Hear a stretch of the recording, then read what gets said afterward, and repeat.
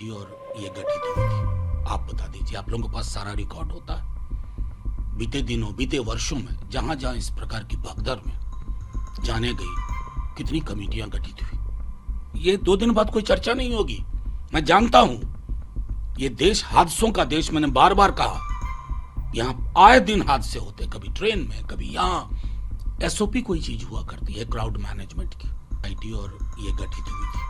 आप बता दीजिए, आप लोगों के पास सारा रिकॉर्ड होता है। बीते दिनों, बीते वर्षों में जहां जहां इस प्रकार की भगदड़ में जाने गई, कितनी कमेटियां गठित हुई। ये 2 दिन बाद कोई चर्चा नहीं होगी।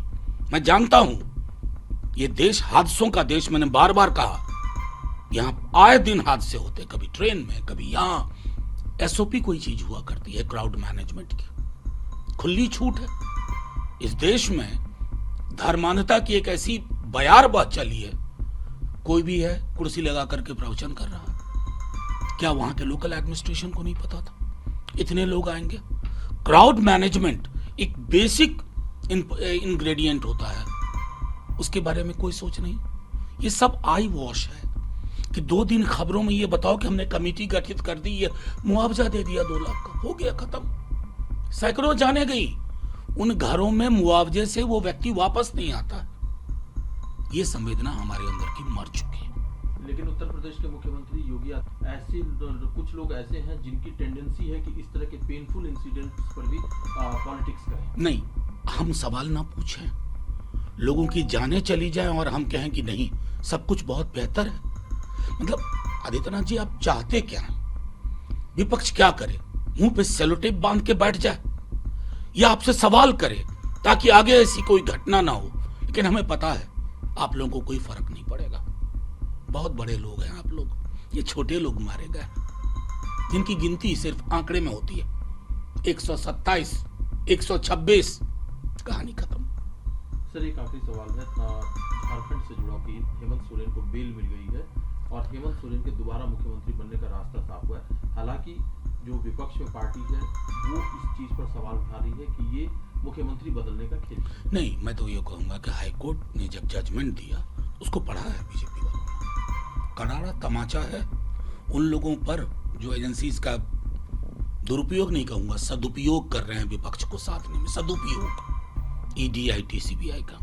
झारखंड हाईकोर्ट ने कहा बोनाफाइडी कोई केस ही नहीं बनता। समझदारी थी, उन्होंने इस्तीफा दे दिया। अब वो वापस आए हैं हाईकोर्ट के जजमेंट के बाद।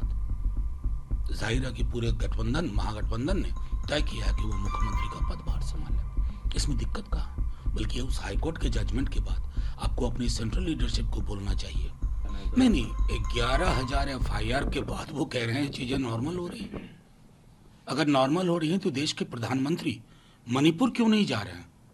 क्या ये उनकी जिम्मेवारी नहीं बनती है? मणिपुर इस देश का हिस्सा नहीं है। मतलब प्रधानमंत्री जी सारे जो क्रिटिकल कंसर्न्स होते हैं उस पर चुप्पी रखने के माहिर आदमी। इनसे आप भाषणबाजी जो ले लो, बड़ी बड़ी बात करेंगे, लेकिन प्रधानमंत्री अगर वहां पहुंचते एक हीलिंग टच जाता। 1.25 साल से यही चीज हम लोग कह रहे हैं। कान पे जू नहीं रेंग रही। राजाओं महाराजाओं वाली आदतें हम किसी की नहीं सुनेंगे। और क्या कहूं? सर, भ्रष्टाचार को लेकर आपका जिक्र करते हुए कहा कि भ्रष्टाचार आप करें, कांग्रेस ने केस दर्ज करवाया, हम कार्रवाई करते हैं तो कहा जाता है कि हम नहीं, प्रधानमंत्री जी की जुबान से आजकल भ्रष्टाचार पर जब वो बोलते हैं ना,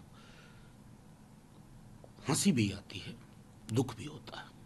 भोपाल में गरज रहे थे और जिसके खिलाफ गरज रहे थे उसके साथ गुलदस्ता आदान प्रदान की इतनी खूबसूरत छवि आई, गले मिलते हुए।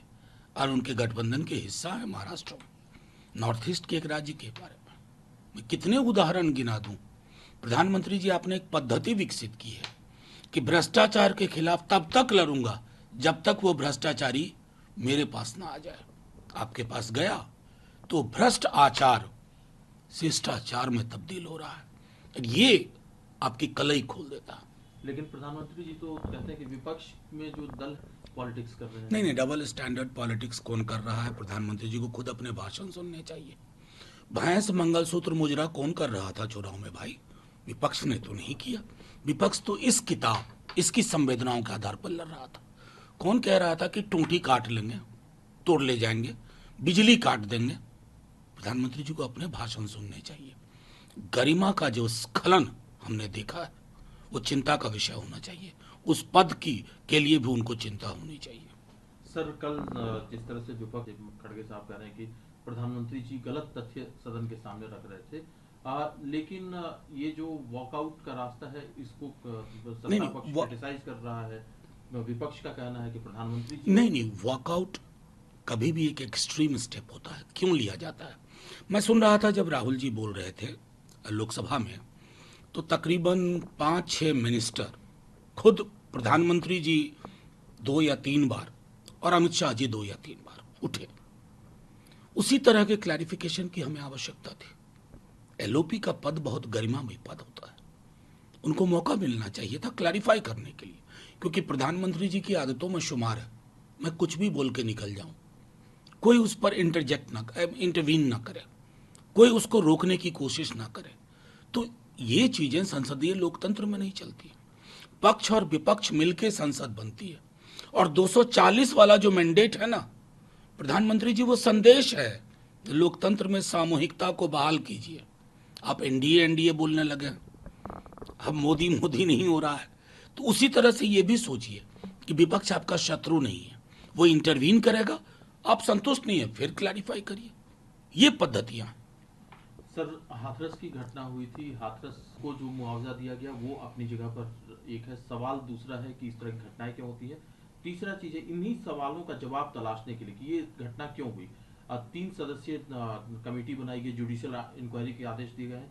दूसरी तरफ प्रशासन ने एसआईटी गठित की है, 2 लेवल पर जांच चल रही है। क्या कहना है आपका? इससे पहले कितनी ऐसा